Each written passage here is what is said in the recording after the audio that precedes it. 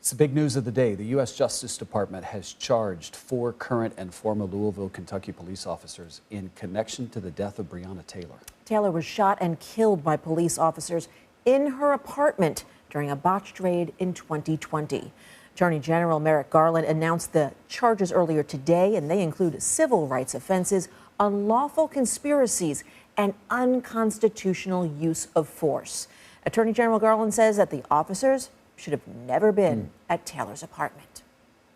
The federal charges announced today allege that members of the Place-Based Investigations Unit falsified the affidavit used to obtain the search warrant of Ms. Taylor's home, that this act violated federal civil rights laws, and that those violations resulted in Ms. Taylor's death. The AG said one more thing. Breonna Taylor should be alive today. Let's bring in Vice News correspondent Roberto Ferdman. He has been covering this story since May of 2020. Roberto, welcome. It's good to have you here. Thank you for having me. It's good to be here. I want to start with your reaction. You've been on the ground, you've been covering it nonstop. Just your reaction to this news. My reaction is finally, we've been waiting on the results, or at least some results from this DOJ investigation for more than 2 years now, or almost 2 years, I should say. So I think it's important to view this as the start of what's likely going to be a series of charges that are brought, because as Merrick Garland made clear in the press conference earlier today, the DOJ investigation is still ongoing, and they're conducting a thorough investigation into all sorts of different practices by the police department there. So you spent a lot of time, as we established, covering this. What do you think this does in terms of the charges causing maybe more problems or more issues that will arise out of this? The significance of these charges are manifold. On the one hand, they are accusing the team that conducted the investigation of falsifying information that led them to Breonna Taylor's apartment. They go as far as to allege that there was a meeting that happened afterward between 2 officers, Joshua James and Kelly Hannah Goodlett, where they discussed getting on the same page and sharing a false story. But the other part of this that I think is significant and important not to overlook is that Brett Hankison is being charged by the federal government for something very similar to which he was charged and acquitted for at the state level. So I think the federal government in some ways is coming in and saying not enough of a thorough job was done at the local level and the state level, and we're stepping in to right what they view as a wrong. You know, just seeing that video there, all of those evidence markers talking about a wrong. What are the most important parts of the Department of Justice's case against these 4 officers?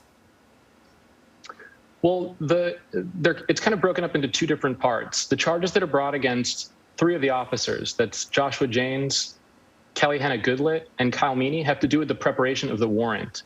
They're charged with on conspiracy for essentially providing false information and using that false information to procure a search warrant signed by a judge.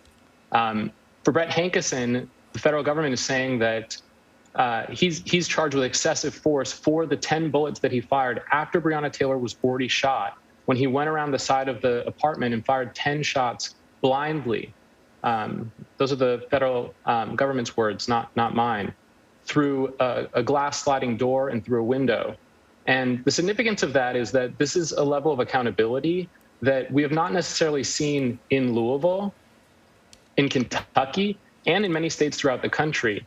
I think it's important to watch this space and see what further charges are brought as a result of this DOJ investigation, and if similar action is taken by the DOJ to look into other cases around the country. Well, Roberto, the AG also said that 2 of the officers lied in order to obtain the warrant used to search Breonna Taylor's home. Vice has spent the last 2 years, thanks to you and your team, investigating the Louisville Metro Police Department following her death. Is this type of conduct common in that department based on your reporting? We spent the better part of 2 years investigating all sorts of allegations, and specifically allegations into these units, narcotics units at LMPD, the place-based investigations unit specifically, and we found rampant lying, rampant examples of internal affairs of the department, not looking into legitimate accusations. if the DOJ is conducting the sort of thorough investigation that should be expected, I would suspect there are going to be a lot more indictments brought, because I don't even think, we don't as a team think that this is the extent of officers that were responsible for lying.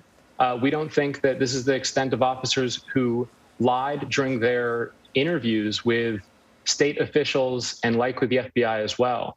And the Breonna Taylor case is, and folks locally have pointed this out to us and others, is an example of a problem that is rampant in Louisville with the Louisville Metro Police Department, whereby narcotics officers execute warrants with impunity.